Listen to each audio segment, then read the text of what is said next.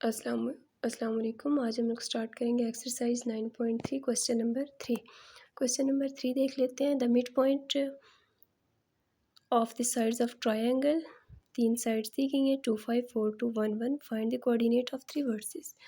इसमें हमें कहा गया है कि आप लोगों को इस क्वेश्चन के अंदर एक ट्रायंगल गिवन है, उस ट्रायंगल की 3 साइड्स आप लोगों ने फाइंड करनी है। ठीक है, कि वर्सेस हमें फाइंड करने और एंड पॉइंट हमें दे दिए गए हैं। तो हमें मिड पॉइंट फार्मूला यूज़ करेंगे। हम लोग पहले करेंगे ए और बी के दरमियान, फिर बी और सी के दरमियान, फिर ए और सी के दरमियान। ठीक है, एक पॉइंट हमें जो ए और बी के दरमियान गिवन है वो 2 और 5 है। ये हमने ये भी कहा था जब हम लोग मिड पॉइंट फार्मूला यूज़ करते हैं सी ऑफ एक्स और वाई इक्वल होता है जो x1 + x2 divided by 2, y1 + y2 divided by 2, उसमें हमारे पास ये मिड पॉइंट होता है और ये हमारे पास एंड पॉइंट होते हैं। इसमें हम लोग एंड पॉइंट्स फाइंड कर रहे हैं ना, लाइन सेगमेंट्स होती है तो एंड पॉइंट है वो हमारे पास एक ट्रायंगल आ गया, तो इसमें हमने वर्सेस फाइंड करने हैं। ठीक है, हम लोग पुट करेंगे, वो आ जाते हैं 2 और 5। 2 और 5 थे जब हम लोगों ने इसके अंदर पुट किए और ये चीज़ तो हमारे पास फाइंड होगी। ये हमने जब इधर डिवाइड हो रहा है 2 साइड मल्टीप्लाई में जाएगा तो ये 4 हो जाएगा। 4 = x1 + x2 और ये भी इधर डिवाइड में उधर जाएगा तो 5 के साथ तो 10 = y1 + y2। जब अरेंज करके लिखेंगे तो एक इक्वेशन 1 ये बन जाती है, इक्वेशन 2 ये बन जाती है। अब हम लोग सेकंड इक्वेशन को लेके चलेंगे तो उसमें भी हमारे पास क्या आ जाता है, बी और सी ये आ जाते हैं ना। तो इसमें हमारे पास क्या दिए गए पॉइंट्स, उसने 4 और 2। तो हमारे पास देखें ये x1 है, ये x2 है और ये x3 आ जाते हैं ना। तो पहले x1 और x2 के दरमियान था तो हमारे पास ये फार्मूला था। सेकंड हम लोग अगर स्टार्ट कर रहे हैं बी और सी के दरमियान तो x2 और x3 के दरमियान जा रही है ना, इसलिए फार्मूला भी इसी के अकॉर्डिंग लिखेंगे। x2 + x3 divided by 2, y1 + y2 divided by 2।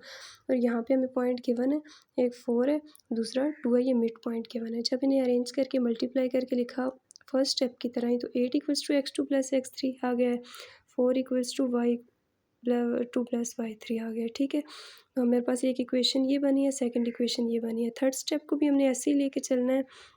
जब थर्ड स्टेप में भी हम लोग अरेंज करके रहेंगे तो ये इक्वेशन बनेगी। अब हम लोगों ने वैल्यू फाइंड करनी है जो हम लोगों ने मिड पॉइंट में यूज़ किए हैं, x1 x2 x3 y1 y2 और y3 की। तो ये हमारे पास वर्सेस फाइंड हो जाएंगे, x1 y1 x2 y2 x3 y3। ठीक है, तो हमारे पास ये इस वक्त आंसर आएगा, ट्रायंगल के वर्सेस फाइंड हो गया। जब हम लोग ऐड करेंगे इक्वेशन 1 और 3 को, 1 और 3 हम लोगों ने क्यों लिया, इक्वेशन नंबर 1 और 3 हम लोग बैक पे देख लेते हैं। 1 में भी x1 और x2 के वर्सेस हैं, जबकि हमारे पास जो इक्वेशन नंबर 3 आई है उसमें भी x2 और x3 के। किस लिए लिखे हैं कि जब x2 से कैंसिल हो जाएगा तो किसी एक की वैल्यू मिलेगी, ना मिली तो किसी और इक्वेशन के साथ अरेंज करके हम लोग वैल्यू फाइंड कर लेंगे। ठीक है, इस वजह से हम लोगों ने इक्वेशन 1 को और 3 को लिखा है। 2 में हमारे पास y की वैल्यू आ जाती थी, उससे तो हमारे पास किसी की वैल्यू फाइंड नहीं हो सकती। दोनों वैल्यू हमारे पास जो इक्वेशंस हैं वो डिफरेंट हो जाती हैं। जब हम लोगों ने इन दोनों को ऐड किया तो हमारे पास x2 से कैंसिल हो जाता है, x1 - x3 = 4 रह जाता है ना।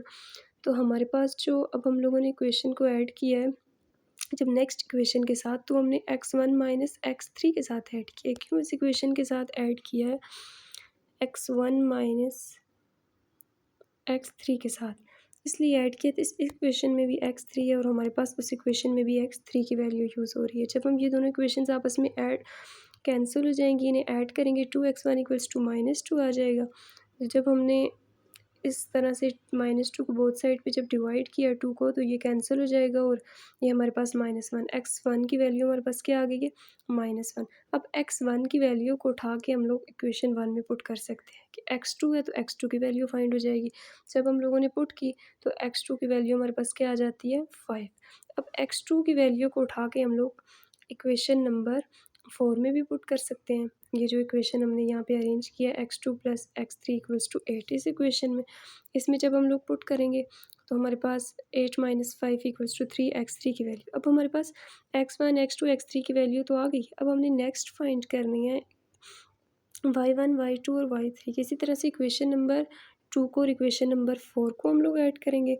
जब इनको हमने ऐड किया 4 और 5 को IV को, तो हमने इनको ऐड किया, ये कैंसिल हुई, ये एक इक्वेशन बनी। अब इसके साथ हम लोगों ने नेक्स्ट इक्वेशन अरेंज की थी y1 - y3 = 6। इसलिए हम लोगों ने क्यों किया कि हमने y1 की वैल्यू फाइंड करनी थी। y1 की वैल्यू हमारे पास आ जाएगी 4 जब y1 की वैल्यू को उठा के हम लोगों ने इक्वेशन नंबर 2 में पुट किया तो हमारे पास आ जाती है y2 की वैल्यू।